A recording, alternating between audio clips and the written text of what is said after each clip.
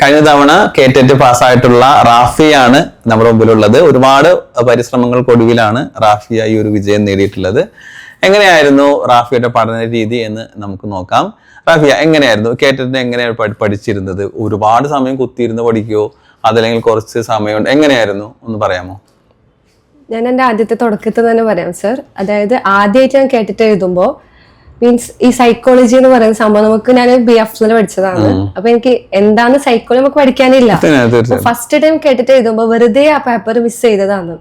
പിന്നെ second time എന്ന് പറഞ്ഞാൽ യൂട്യൂബിൽ സാറിന്റെ PCC വൈബ്സ് എന്നുള്ള ആ ഒരു ചാനൽ വഴി കുറച്ചൊക്കെ കോഡ് വെച്ചിട്ട് ആ പ്രാവശ്യം എഴുതിയപ്പോൾ കുറച്ചുകൂടി മാർക്ക് ചെയ്യാൻ പറ്റി. പിന്നെ തേർഡ് ടൈമാണ് ഞാൻ സാറിന്റെ ആ സമയത്ത് എജുക്കോഡ് അതിൽ ചേർന്ന് അതിൽ ജോയിൻ ചെയ്തപ്പോൾ തന്നെ എനിക്ക് കുറച്ച് ഹെൽത്ത് ഇഷ്യൂസ് എല്ലാം ആയിട്ട് അപ്രാവശ്യം എഴുതാൻ പറ്റൂല എന്നുള്ള രീതിയിലായിരുന്നു. പിന്നെ സാർ അന്ന് സപ്പോർട്ട് ചെയ്തു, പ്രശ്നമില്ല ക്ലാസ് അല്ലേ എന്ന രീതിയിൽ കുറച്ച് നമ്മൾ സമയം കണ്ടെത്തണം. ആ സമയത്ത് എന്റെ കുഞ്ഞുണ്ട് ചെറുത്, ഒന്നെല്ലാം മാറ്റി വെച്ചിട്ട് ഇതിനു വേണ്ടിട്ട് തന്നെ ഇരുന്ന് ക്ലാസ് കേൾക്കും, നോട്ട്സ് അതേപോലെ എഴുതും. പിന്നെ സാർ എല്ലാം കോഡാണല്ലോ, മലയാളത്തിനാണെങ്കിലും സൈക്കോളജിക്കൽ ആ കോഡൊക്കെ അതേ വെച്ചിട്ട് നോട്ട്സ് ഉണ്ടായിരുന്നു. എനിക്ക് ഒരു 5 നോട്ട്സിന്റെ അടുക്ക് എനിക്ക് ആ സമയത്ത് എഴുതിയിട്ട് ആയിരുന്നു. അപ്പൊ കറക്റ്റ് പഠിച്ചിരുന്ന ആ ഒരു ഫോളോ ചെയ്ത് സാറിന്റെ ക്ലാസ്സൊക്കെ നല്ലോണം കേട്ടിട്ട് തന്നെ പഠിച്ചതാണ്. പിന്നെ റിവിഷൻ ക്ലാസ് ഒക്കെ അറ്റൻഡ് ചെയ്ത് എടുത്തിരുന്നു. എനിക്ക് പറയാതിരിക്കാൻ പറ്റൂല എന്റെ ഫാമിലി എന്നെല്ലാം. കാരണം മുമ്പെല്ലാം അവര് പറയും ഇനി എഴുതണ്ട, ഇത് എല്ലാ വർഷം ഇങ്ങനെ എഴുതുന്നുണ്ടല്ലോ. അപ്പൊ എന്റെ ഫാമിലി തന്നെ വന്നിട്ടുണ്ട് ഇങ്ങനെ എന്തിന് ഇത് എഴുതിക്കൊണ്ടിരിക്കുന്നു, എനിക്ക് കിട്ടുന്നില്ലല്ലോ. പക്ഷെ അപ്രാവശ്യം ഞാൻ കോച്ചിങ്ങിന് ചേർന്ന് അൽഹംദുലില്ലാഹ് അതിന്റെ ക്രെഡിറ്റ് സാറിന് തന്നെയാണ് കേട്ടോ. കാരണം ആ കോഡിലായിരുന്നെങ്കിൽ സൈക്കോളജിനൊക്കെ നല്ല മാർക്ക് ചെയ്യാൻ പറ്റിയിട്ടുണ്ട്. ഏറ്റവും ബുദ്ധിമുട്ടുള്ള സൈക്കോളജി ആയിരുന്നു, അറബി ആയിരുന്നോ? എനിക്ക് മീൻസ് എനിക്ക് ഈസി ആയിരുന്നു എക്സാമിന് സൈക്കോളജി. അതുവരെ എനിക്ക് സൈക്കോളജി എന്തെന്ന് പോലും അറിയില്ല. കാരണം നമുക്ക് പഠിക്കാനില്ല, പ്രശ്നമുണ്ടായിരുന്നു. സാറിന്റെ ക്ലാസ് തന്നെയായിരുന്നു. അതിന് നന്ദി സാറോട്. ഒരുപാട് സന്തോഷം. പക്ഷെ ഇപ്പൊ കുട്ടികൾ പൊതുവെ കുറെ പ്രാവശ്യം എഴുതിയിട്ട് കിട്ടാത്ത കുട്ടികളുണ്ട്. അപ്പൊ ഈ പറഞ്ഞ പോലെ ഒരു മടുപ്പ് വരാറുണ്ട്. ഇനിയിപ്പോ എഴുതിയിട്ട് കാര്യം, പിന്നെ വീട്ടിൽ നിന്നാണെങ്കിലും ഇനി എന്തിനാ എഴുതുന്നുള്ള ഒരു പ്രഷർ ഉണ്ടാവും. അപ്പൊ ഇങ്ങനെ മടുപ്പ് തോന്നി നിൽക്കുന്ന കുട്ടികളോട് എന്താണ് റാഫിയൊക്കെ പറയാനുള്ളത്? കാരണം അതേപോലെ ഒരു മടുപ്പുള്ള ഒരു കുട്ടി തന്നെയായിരുന്നു ഞാൻ. ഏറ്റവും വലിയ ഉദാഹരണം എന്റെ ലൈഫ് തന്നെ കാണിച്ചു കൊടുക്കുക. അതെ, കാരണം ഫാമിലി എല്ലാവരും ഇങ്ങനെ കളിയാക്കുന്ന പോലെയാണ്, എഴുതിയിട്ട് പോലെ കാര്യമുണ്ടോ എന്നുള്ള രീതിയില്.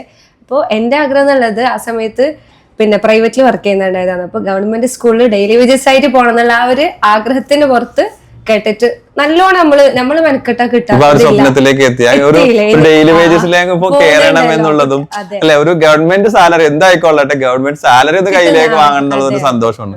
അപ്പൊ തീർച്ചയായിട്ടും മടുപ്പിലൊന്നും ഒരു കാര്യമില്ല സാർ. നമ്മള് എഫേർട്ട് എടുത്തിട്ടുണ്ടെങ്കിൽ ഉറപ്പായിട്ടും കിട്ടും. ഇപ്പൊ ഞാൻ ഇൻഷാല്ല PSC ട്രൈ ചെയ്യുന്നുണ്ട്. അതേ എഫേർട്ട് എടുക്കുന്നുണ്ടെങ്കിൽ എനിക്ക് എന്തായാലും കിട്ടുന്ന പ്രതീക്ഷ തന്നെയാണ്. കേട്ടിട്ടായിരുന്നാലും LP-UP ആയിരുന്നാലും ആ ഒരു കൃത്യമായിട്ടുള്ള ഒരു പരിശ്രമം ടൈം ടേബിൾ ഒക്കെ ഉണ്ടായിരുന്നു. ടൈം ടേബിൾ ആയിട്ട് എനിക്ക് ഉണ്ടായിരുന്നില്ല സാർ. പക്ഷെ ഞാനൊരു ടൈം വെച്ചിട്ട് ഇങ്ങനെ പിന്നെ സാറ് ഡെയിലി ക്ലാസ് ഇടുമല്ലോ, സൈക്കോളജി, മലയാളം, അറബി, അത് കറക്റ്റ് ഫോളോ ചെയ്തു. പിന്നെ ചില ഞാൻ പറഞ്ഞ പോലെ ഹെൽത്ത് ഇഷ്യൂ വന്ന സമയത്ത് പെൻഡിങ് ഉണ്ടായിരുന്നു. എന്നിരുന്നാൽ പോലും എനിക്ക് കിട്ടണം എന്നുള്ള ആ ഒരു വാശി ഉള്ളത് കൊണ്ട് തന്നെ, ഒരു ആഗ്രഹം എന്റെ മുമ്പിൽ ഉള്ളത് കൊണ്ട് തന്നെ കുറച്ച് മെനക്കെട്ട് അതിൽ തന്നെയാണ് ഞാൻ പറയാനുള്ളത്. നമ്മൾ എഫേർട്ട് എടുത്താൽ കിട്ടാത്തതായിട്ട് ഒന്നുമില്ല. എന്റെ ആഗ്രഹം എന്നുള്ളത് ഇതാണ്, LP-UP ഏതെങ്കിലും ഒന്നില് കയറാന്നുള്ളത്. തീർച്ചയായിട്ടും അത് കണ്ടിട്ട് ഇത് കിട്ടിക്കഴിഞ്ഞാൽ, നേരത്തെ പറഞ്ഞല്ലോ ഒരുപാട് പേര് നെഗറ്റീവ് പറഞ്ഞു എന്തിനാ പഠിക്കണമെന്ന്. ഇത് കിട്ടിക്കഴിഞ്ഞപ്പോ അത് പ്രതികരണം എന്ന് പറഞ്ഞാൽ ഞാൻ ആ മാർക്ക് ആദ്യം ആൻസർ കീ വന്നപ്പോ ഇങ്ങനെ 80 കഴിഞ്ഞ് 81, 82 കഴിയുമ്പോ നമുക്ക് ഉണ്ടായ ഒരു സന്തോഷം അത് ഭയങ്കര. തീർച്ചയായിട്ടും. എന്തായിരുന്നു അവരുടെ പ്രതികരണം? നേരത്തെ നെഗറ്റീവ് പറഞ്ഞിരുന്ന അവരിപ്പോ പറയുന്നത് കേട്ടിട്ട് കിട്ടിയില്ലേ, എന്നിട്ട് എനിക്ക് PSC അവര് തന്നെ മാറി, അവരുടെ ചിന്താഗതി തന്നെ മാറി. നീ പഠിച്ചിട്ട് എന്തിനാണ് കാര്യമെന്ന് ചോദിക്കുന്നുണ്ട്. കേട്ടിട്ട് നീ മെനക്കെട്ടില്ലേ, അതേപോലെ മെനക്കെട്ടാൽ ഇതൊന്നും എനിക്ക് കിട്ടും. തീർച്ചയായിട്ടും. അപ്പൊ അങ്ങനെ തീർച്ചയായിട്ടും മെനക്കെടാൻ തയ്യാറാണെങ്കിൽ തീർച്ചയായിട്ടും നാളെയോ മറ്റന്നാളോ അല്ലെങ്കിൽ അടുത്ത ദിവസങ്ങളിൽ എപ്പോ വേണമെങ്കിലും എന്ത് ചെയ്യാം, ഒരു ഗവൺമെന്റ് ടീച്ചറായിട്ട് മാറാൻ സാധിക്കും അല്ലെ. അപ്പൊ എന്തായിരുന്നാലും ആ ഒരു സ്വപ്നത്തിലേക്ക് എത്തിച്ചേരട്ടെ. അതിനുള്ള പരിശ്രമം തുടർന്നുകൊണ്ടിരിക്കുക. നേരത്തെ പറഞ്ഞ പോലെ ആ കേറ്ററ്റിന്റെ പരിശ്രമം തന്നെയാണ് വിജയത്തിലേക്ക് എത്തിയത്. സ്വാഭാവികമായിട്ടും LP-UPക്കും ഒരു എഫേർട്ട് എടുത്ത് അത് ആർക്കും, ചില കുട്ടികൾ പറയുന്ന ഒരു പ്രശ്നം പറഞ്ഞിട്ടുണ്ടെങ്കിൽ ഇത്രയും പ്രായമായില്ലേ, സമയമില്ല, പിന്നെ വീട്ടമ്മയാണെന്നുള്ള കാരണം പറയാറുണ്ട്. അപ്പൊ അതൊക്കെ നമ്മള് മാനേജ് ചെയ്ത് പോകാൻ പറ്റാത്തതായിട്ടില്ല സാർ. കാരണം ഇപ്പോ മീൻസ് അങ്ങനെയല്ല, ഒരു ടൈം നേരത്തെ പറഞ്ഞതുപോലെ നമ്മ തന്നെ കണ്ടുവച്ചിട്ടുണ്ടെങ്കിൽ ഉറപ്പായിട്ട് നമുക്ക് പഠിക്കാൻ പറ്റും. തീർച്ചയായിട്ടും മടി എന്നുള്ള സംഭവം ബാക്കോട്ടേക്ക് മാറ്റി ഇതൊക്കെയാണ്. അപ്പൊ എന്തായിരുന്നാലും ഇനി LP UP അറബിക്കും ഇതേപോലെ പരിശ്രമിക്കുക, കിട്ടട്ടെ, വിജയത്തിലേക്ക് എത്തട്ടെ. താങ്ക്സ്.